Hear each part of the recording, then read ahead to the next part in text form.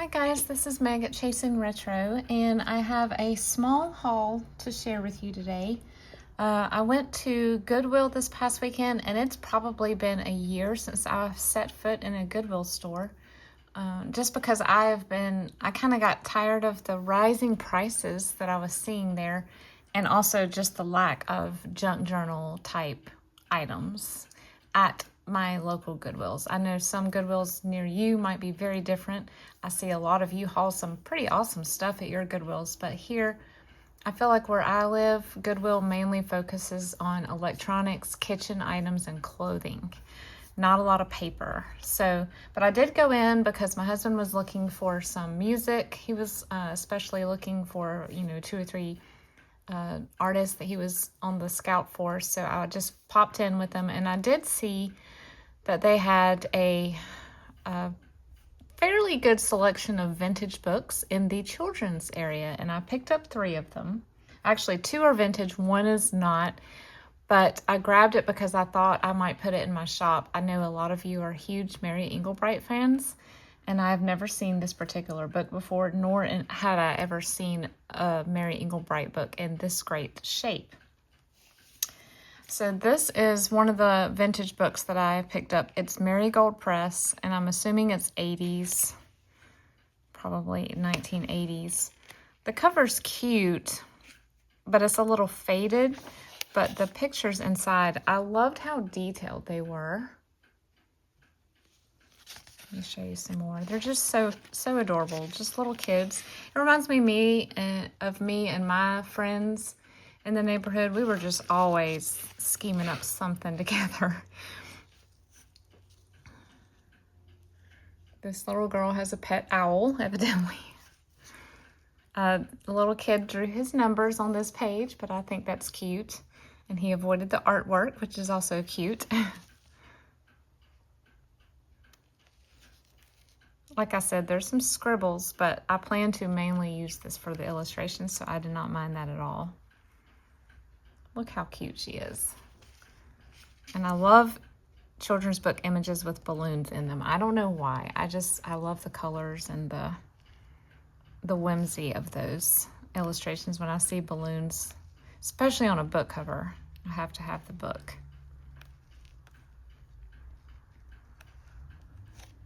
Really cute. I'm going to keep my eye out in the future for more Marigold Press books because these remind me a lot of the Whitman's Telltale, although they're soft cover. The images are very similar, and they're small and manageable for junk journal creating or ephemera creating. So that was my first find, and it was 50 cents. All of their books were 50 cents, regardless of how large or small, or whether they were hardcover or soft cover.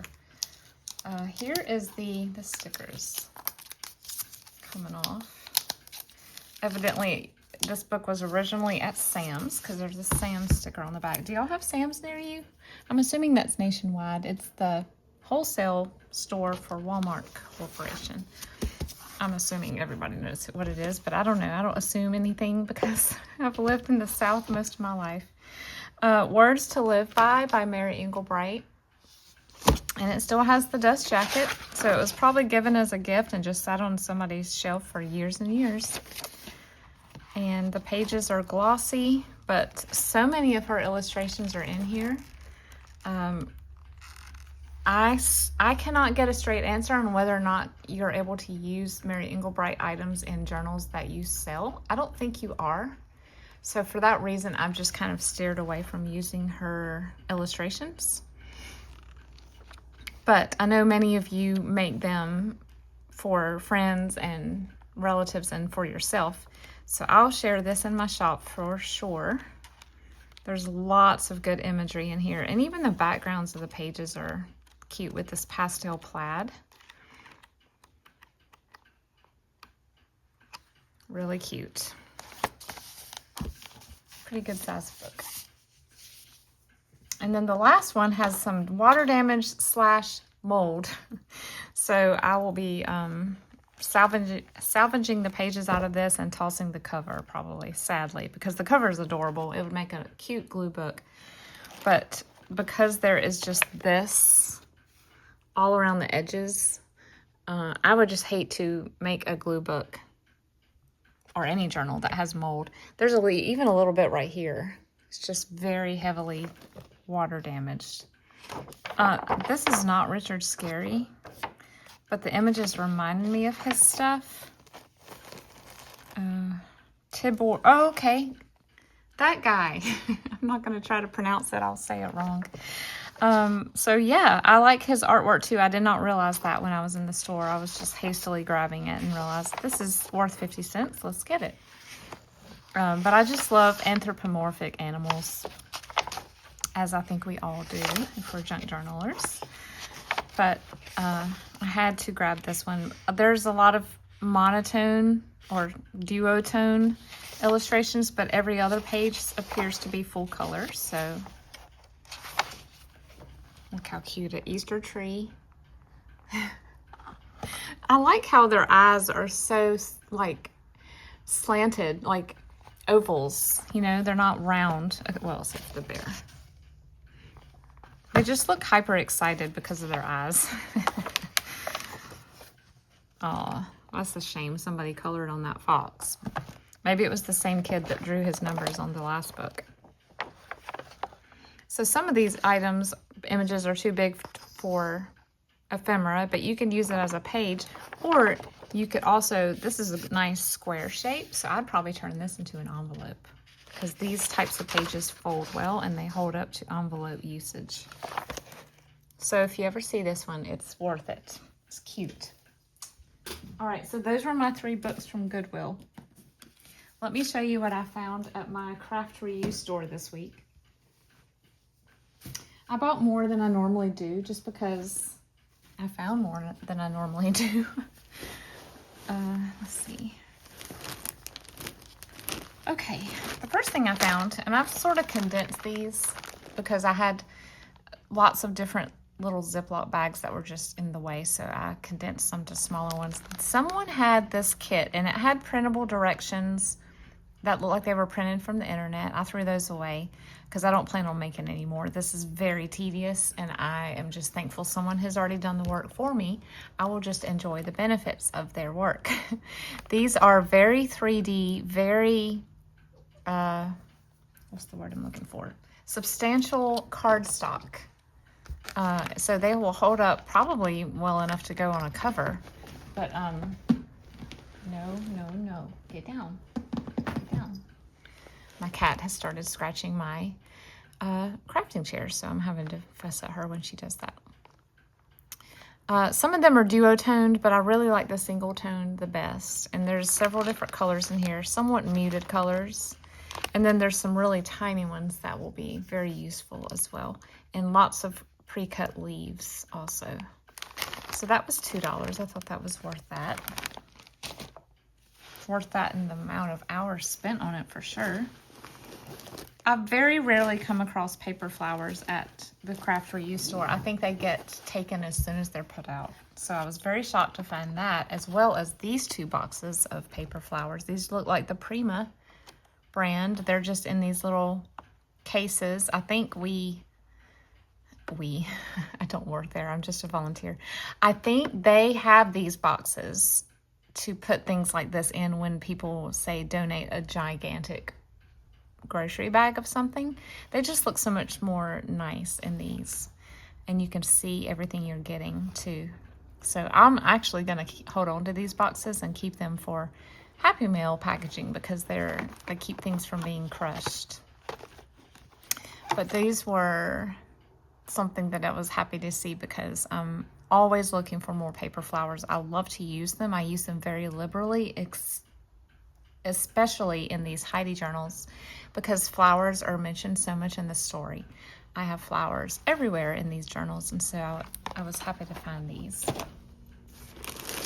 I found this for the Christmas journals I have coming up. I do have a little bit of Christmas trim, but I used a lot of it up last year, so this was great to find. It's eyelet, but it's the eyelet holes are sewn with red and green. And it's not the super best quality. It's a little sparse. Maybe somebody made this with their machine. Maybe somebody took regular eyelet and then tried to embellish it with color. I don't know. I'm not real good at being able to look at something and say, but it just doesn't really look like to me that it was manufactured this way, but I could be very wrong. But I think it's still cute, even though it's not perfect. Junk journals aren't supposed to be, so I will use this because I salvaged it, and that's the whole purpose of junk journals, right? This bag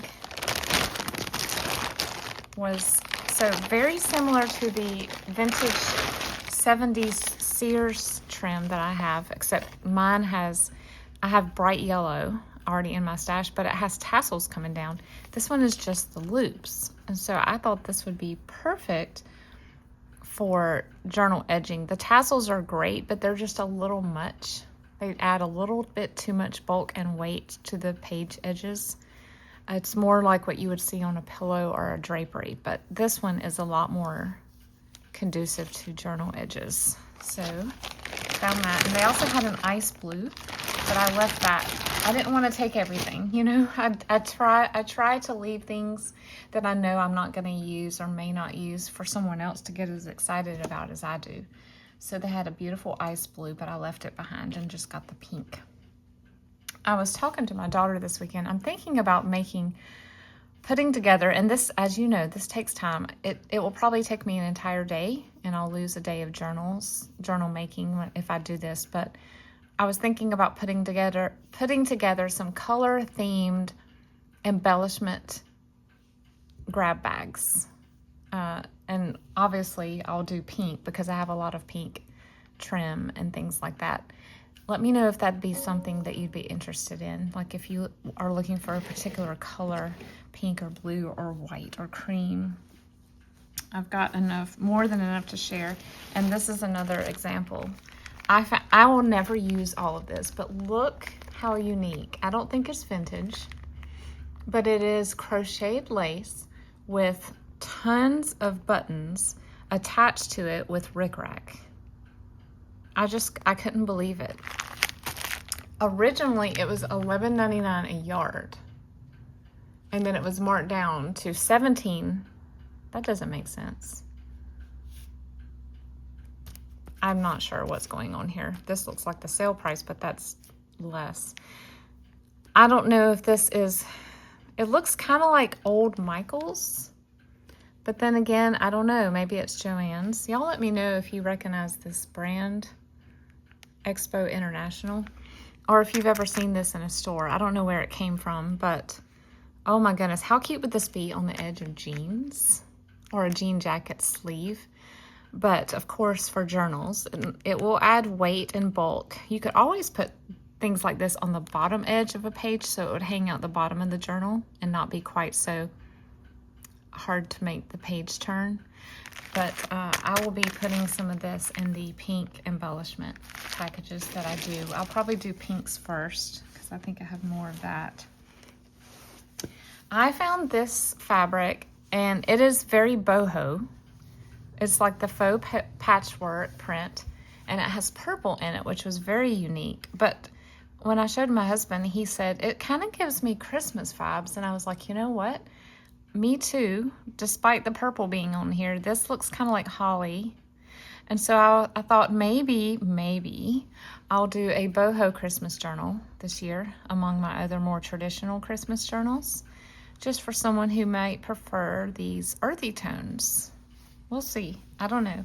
But I never see stuff like this there. I say never. It's been a while since I've seen vintage faux patchwork fabric. And I'm pretty sure this is vintage, at least 80s, if not earlier. There was no marking on the selvage, so really cute though.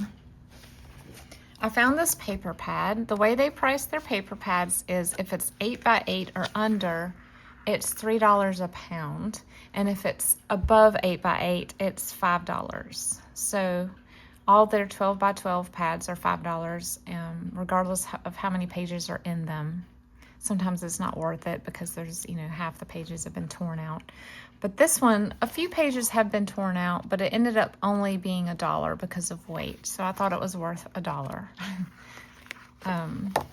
But it's very springy, but also very applicable for any kind of journal. It's got some rain themes in it. See, we've got some beautiful florals, so that's not necessarily spring. And then we've got some faux seed packets. This was why I got the pad. I just love that. Tiny little bees. Teeny tiny little, I guess you call these inchies. And then butterflies. Rain, rain, go away. How cute is that? Gingham, zigzag, chevron, whatever. And then this is also very pretty. So I need to put this over with my paper pad, my small paper pads. All right, so I think whoever donated the sheet squares last week, if you saw that haul, I think the same person came back with more stuff because I think this person was gonna make a vintage sheet quilt, which is one of my dreams. I'd love to have one day. I don't quilt, but I'm hoping sometime I will just come across one at a yard sale or something. So I found several pieces of sheets that were, some of them were measurable, like we priced them for yardage. So I bought one of those, and you'll see that in a minute. But some of them are scraps because of the nature of how they were ripped apart or cut apart. So this is a sheet, but it only has one selvage, and so the other side has been cut. So we consider this a scrap at the store. And so I picked this up as a purchased scrap. And I have seen people use this pattern before. I think it's early 80s, but I'd never had it before. And this one is in great shape. There were a lot more sheet pieces there, but I only took a couple because a lot of the ones there I already had. And I don't need all these sheets. I will never use all that I have. So that was a small manageable piece that I thought it was worth grabbing. Let me pull this out of the way because this is a surprise item that I picked up for a crafty friend, and I don't want to show it. Here is the other sheet piece that I got, and this one was enough to measure yardage. It was 1.5 yards, and I have never come across one of these sheets in the wild before. It's pretty faded on certain parts of it, maybe the middle of the sheet, that got the most wear, but there is an edge. Like, the closer you get to the selvage, the more vibrant the colors get. But I just love it. I had to grab this. Oh, I did get one more small one. This one is also pretty faded near the center, but this is the edge, and it shows that's probably as bright as it was when it was bought. It wasn't a super bright pattern, I don't think. But I thought maybe this would be an awesome cover for one of the Daisy journals. Even though I think they're Black-Eyed Susans. I'm gonna kind of lump Black-Eyed Susans in with the daisies for these journals. Oh, look what I found. I very rarely come across place cards at this store, but I found some, and they're green ivy, and they're the kind that have the cutout, so when you fold them, this part pops up over the edge of the fold. So these were 8 in here, still sealed. Okay, someone had donated some feed sack repro. And so when I realized what it was, I've got another piece in there that it's drying, so I'm not going to show it to you, but it will be used in the Heidi journals. When I realized what it was, I told the volunteer coordinator, this is actually feed sack reproduction. Is it, I hope it's okay, but I labeled it as such because I think it'll help it sell faster. But I did snag a couple of pieces for myself. I put several pieces out. I think people were overjoyed to find it there. Look at this. This is that cream and green that was characteristic of the kitchens in the early 1930s. And I didn't have anything like this at all, not in this color combo. So this is a 1/2 yard piece, and so it was $1. And not only is the print a replica of the original, the way that they do this feed sack repro is the weave. It's very similar. Not so much this one, but some of the other ones that I put out, the weave was very loose, and you could really just look at it and go, oh yeah, that's feed sack. But it wasn't, because it had you know, a noticeable selvage.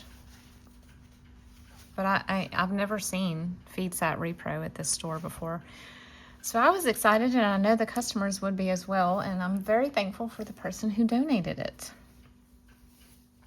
Because as you know, FeedSac and Repro FeedSac is not cheap. I picked up this little piece of calico. I already have some blue with yellow and red, but I didn't have any with apples. I thought that was really unique. I grabbed that piece, and then I grabbed this one because my little sister, when she transitioned out of her baby nursery to her toddler room, my mom used this fabric to make some of her pillows on her daybed. And of course, I had to get this for that reason.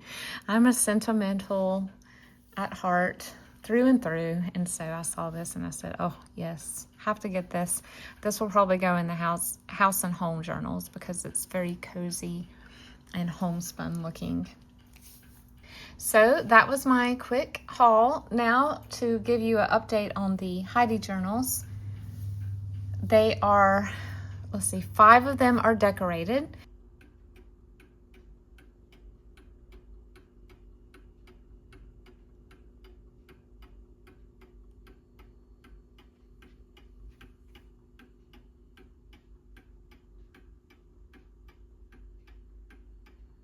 And I'm working on the 6th. I'm decorating the 6th now, and I saved this one till last because the color combo is a little bit different than the others. I am still putting some of the traditional red, yellow, and blue in here, but for the most part, this will be more pinks and blues.